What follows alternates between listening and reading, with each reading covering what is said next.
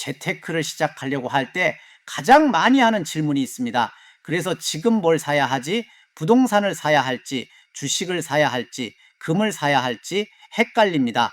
뉴스를 보면 어떤 날은 AI 반도체가 좋다고 하고 어떤 날은 금리가 문제라고 합니다. 또 어떤 날은 금값이 오른다고 하고 어떤 날은 부동산이 다시 움직인다고 합니다. 그래서 많은 사람들이 AI에게 바로 이렇게 물어봅니다. 지금 뭐 사면 돼?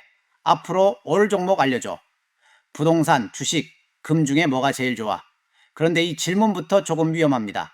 AI를 재테크에 잘 쓰는 사람은 AI에게 정답을 묻지 않습니다. AI에게 확인할 순서를 만들게 합니다. 오늘 영상에서는 AI로 재테크를 똑똑하게 하는 흐름을 정리해 보겠습니다. 중요한 것은 특정 자산을 추천받는 것이 아닙니다. 부동산, 주식, 금 같은 자산을 볼 때 어떤 데이터를 확인해야 하는지, 챗 GPT나 제미나이로 어떻게 리서치 보고서를 만들 수 있는지, 그 다음 그록 같은 예측형 AI를 어떻게 미래 시나리오 검토에 활용할 수 있는지, 마지막으로 코덱스 같은 코딩 AI를 써서 내 보유 종목을 한눈에 보는 대시보드까지 어떻게 만들 수 있는지 보는 것입니다. 먼저 왜 재테크를 해야 하는지부터 봐야 합니다. 재테크는 돈을 빨리 불리기 위한 기술처럼 보일 때가 많습니다. 하지만 진짜 이유는 조금 다릅니다. 내 돈의 가치를 지키기 위해서입니다. 예를 들어 월급을 받아서 통장에만 넣어둔다고 생각해 보겠습니다. 통장 숫자는 그대로일 수 있습니다. 하지만 물가가 오르면 같은 돈으로 살 수 있는 물건은 줄어듭니다. 예전에는 1만 원으로 살 수 있던 것이 지금은 1만 3천 원, 1만 5천 원이 될 수 있습니다. 이때 돈의 숫자는 그대로인데 돈의 힘은 약해집니다. 그래서 재테크는 욕심의 문제가 아니라 방어의 문제입니다. 특히 한국 가계는 자산이 부동산에 많이 몰려 있습니다. 2024년 기준으로 한국 가계 자산 중 부동산 같은 비금융자산 비중은 64.5%로 높게 나타났고 금융자산 안에서도 현금과 예금 비중이 46.3%로 높습니다. 반대로 증권이나 펀드 같은 투자 상품 비중은 24.0% 수준으로 상대적으로 낮습니다. 또 60대 이상 가구는 순자산 대부분이 부동산에 묶여 있고 금융자산 비중은 19% 정도로 낮다는 자료도 있습니다. 이게 왜 문제? 집은 큰 자산입니다. 하지만 매달 생활비가 필요할 때 집을 조금씩 잘라서 쓸 수는 없습니다. 은퇴 후에 필요한 것은 자산 총액도 중요하지만 매달 쓸 수 있는 현금 흐름입니다. 그래서 재테크의 출발점은 이런 질문이어야 합니다. 내 돈이 한쪽에 너무 몰려있지는 않은가? 물가 상승을 따라갈 수 있는 구조인가? 위험할 때 버틸 현금은 있는가? 그리고 내가 이해할 수 있는 방식으로 투자하고 있는가? 여기서 AI가 도움이 됩니다. 하지만 AI에게 뭘 사야 하냐고 묻는 것이 아니라 먼저 시장을 나눠서 보게 해야 합니다. 예를 들어 부동산, 주식, 금을 본다고 해보겠습니다. 부동산은 국토교통부 실거래가, 지역별 거래량, 금리, 입주 물량, 인구 흐름을 같이 봐야 합니다. 단순히 서울 아파트가 오른다가 아니라 어느 지역에서 거래가 늘었는지, 가격이 오른 거래인지, 거래 없이 호가만 오른 것인지 나눠야 합니다. 주식은 한국거래소 시세, 다르트 공시, 기업 실적, 매출, 영업이익률, 현금 흐름, 카펙스 같은 숫자를 봐야 합니다. 특히 AI 반도체나 데이터 센터 같은 산업은 매출 성장만 보면 부족합니다. 투자금이 얼마나 들어가는지, 그 투자가 나중에 실제 이익으로 돌아오는지까지 봐야 합니다. 금은 조금 다릅니다. 금은 기업처럼 매출과 이익이 있는 자산이 아닙니다. 그래서 달러, 실질금리, 인플레이션, 중앙은행의 금 매입 같은 변수와 같이 봐야 합니다.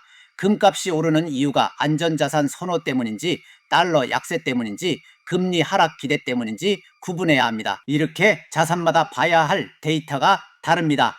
AI에게 시킬 일은 이 데이터를 모으고 표로 정리하고 서로 비교하게 만드는 것입니다. 예를 들어 챗 GPT나 제미나이에 이렇게 물어볼 수 있습니다.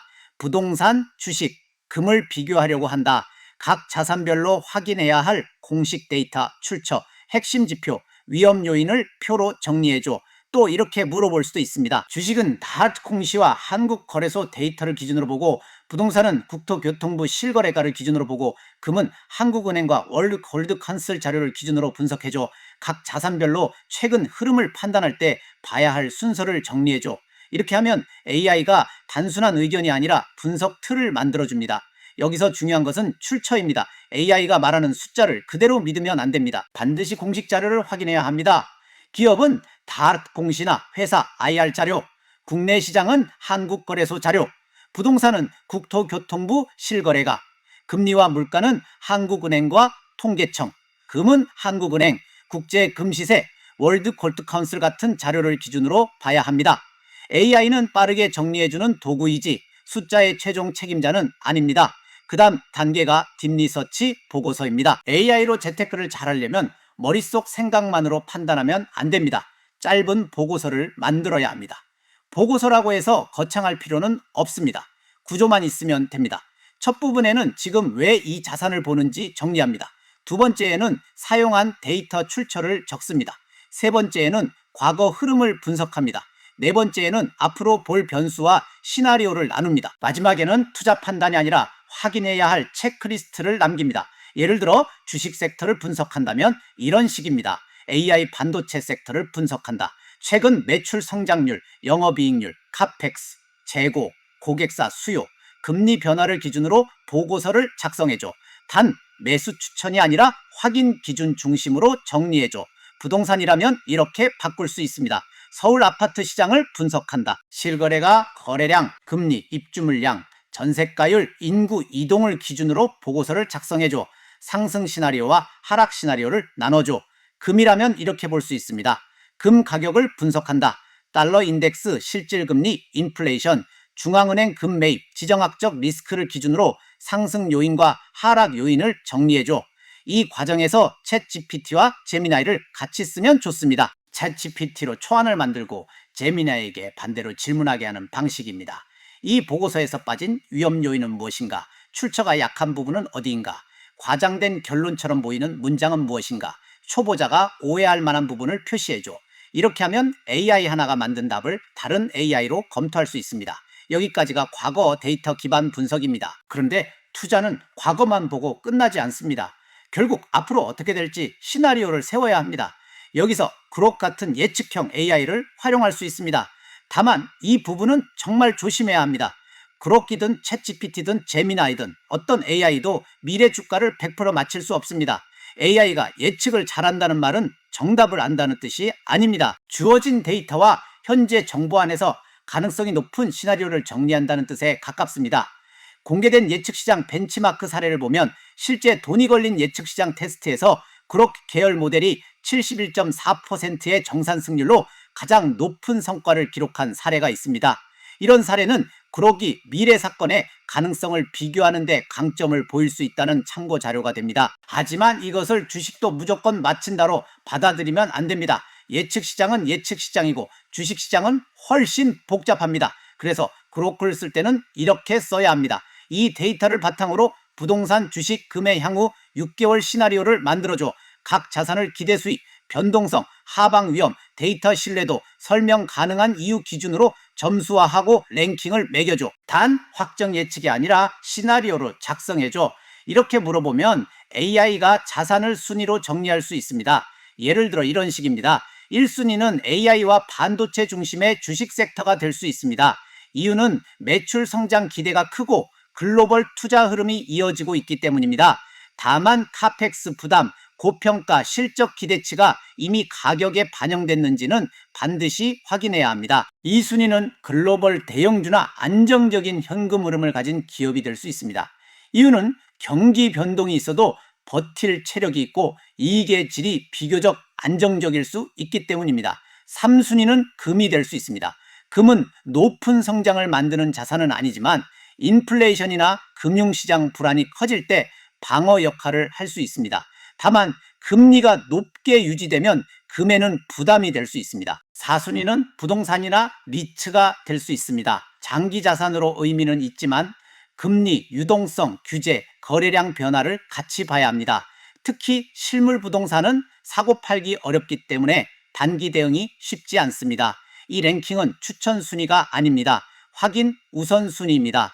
초보자가 자주 하는 실수는 여기서 나옵니다. AI가 1순위라고 말하면 바로 좋은 투자라고 생각합니다. 하지만 AI의 1순위는 가장 먼저 확인할 후보에 가깝습니다. 바로 사라는 뜻이 아닙니다. 좋은 뉴스와 좋은 투자는 다릅니다. AI 반도체가 성장한다는 뉴스는 좋은 산업 뉴스일 수 있습니다. 하지만 관련 기업이 이미 너무 비싸게 거래되고 있다면 좋은 투자가 아닐 수 있습니다. 금값이 오른다는 전망도 마찬가지입니다. 이미 많이 오른 뒤하면 기대 수익보다 변동성이 더 클 수 있습니다. 부동산도 마찬가지입니다. 좋은 지역이라는 말과 좋은 가격이라는 말은 다릅니다. 좋은 자산이라도 너무 비싸게 사면 좋은 투자가 되기 어렵습니다. 그래서 AI 재테크의 핵심은 예측이 아니라 검증입니다. 마지막 단계는 내 포트폴리오를 직접 보는 것입니다. 여기서 챗GPT 코덱스 같은 코딩 AI를 활용할 수 있습니다. 내가 보유한 종목, 매입가, 수량, 현재가, 비중, 수익률을 엑셀이나 CSV로 정리합니다. 그리고 코덱스에 이렇게 시킬 수 있습니다. 내 보유 종목 데이터를 읽어서 스트림릿 대시보드를 만들어줘. 종목별 평가 금액, 수익률, 자산 비중, 섹터 비중, 누적 수익률, 차트, 리밸런싱 필요 여부를 한 화면에 보여줘. 이렇게 하면 내가 어떤 자산에 너무 몰려 있는지 볼 수 있습니다. 예를 들어 내 포트폴리오가 반도체 70%, 현금 5%, 금 0%, 채권 0%라면 겉보기에는 성장성이 커 보일 수 있습니다. 하지만 시장이 흔들릴 때 버틸 방어 자산이 부족할 수 있습니다. 반대로 현금과 예금만 90%라면 안전해 보일 수 있습니다. 하지만 물가 상승을 따라가지 못할 수 있습니다. 대시보드가 중요한 이유는 감정이 아니라 숫자로 보게 해주기 때문입니다. 내가 좋아하는 종목이 아니라 내 돈이 어디에 얼마나 몰려 있는지, 수익률이 높은 자산이 정말 좋은 판단이었는지, 아니면 단순히 비중이 커서 그렇게 보이는지, 하락할 때 전체 포트폴리오가 얼마나 흔들리는지 이런 것을 눈으로 확인할 수 있습니다. 정리하면 AI로 재테크를 잘하는 흐름은 이렇습니다. 먼저 재테크를 해야 하는 이유를 이해합니다. 내 돈의 숫자가 아니라 구매력을 지켜야 하기 때문입니다. 그럼 부동산, 주식, 금 같은 자산을 데이터로 나눠봅니다. 감이 아니라 출처가 있는 숫자로 봐야 합니다. 그 다음 챗GPT나 제미나이로 딥리서치 보고서를 만듭니다. 이때 중요한 것은 결론보다 근거입니다. 그 다음 그로크 같은 예측형 AI로 미래 시나리오와 랭킹을 만들어 봅니다. 하지만 랭킹은 매수 신호가 아니라 확인 우선순위로 봐야 합니다. 마지막으로 코덱스 같은 코딩 AI로 내 포트폴리오 대시보드를 만듭니다. 그래야 내가 실제로 어디에 투자하고 있는지, 위험이 어디에 몰려 있는지 볼 수 있습니다. AI는 돈을 대신 벌어주는 기계가 아닙니다. 하지만 확인 순서를 만들어주는 도구로 쓰면 강력합니다. 주식 용어는 외우는 것이 아니라 시장을 읽기 위한 언어입니다. 숫자는 정답지가 아니라 질문을 던지는 도구입니다. 좋은 뉴스와 좋은 투자는 다를 수 있습니다. 좋은 기업과 좋은 가격도 다를 수 있습니다. 그래서 초보자에게 필요한 것은 무조건 맞히는 예측이 아니라 틀릴 가능성까지 확인하는 순서입니다. 오늘 내용 중에서 가장 써보고 싶은 단계가 무엇인지 댓글로 남겨주세요. 부동산, 주식, 금 중에서 AI로 먼저 분석해보고 싶은 자산이 있다면 그것도 함께 남겨주시면 다음 영상 주제에 반영해보겠습니다. 돈테크TV 좋아요, 구독, 알림 설정까지 한 번씩 부탁드립니다. 끝까지 시청해주셔서 감사합니다.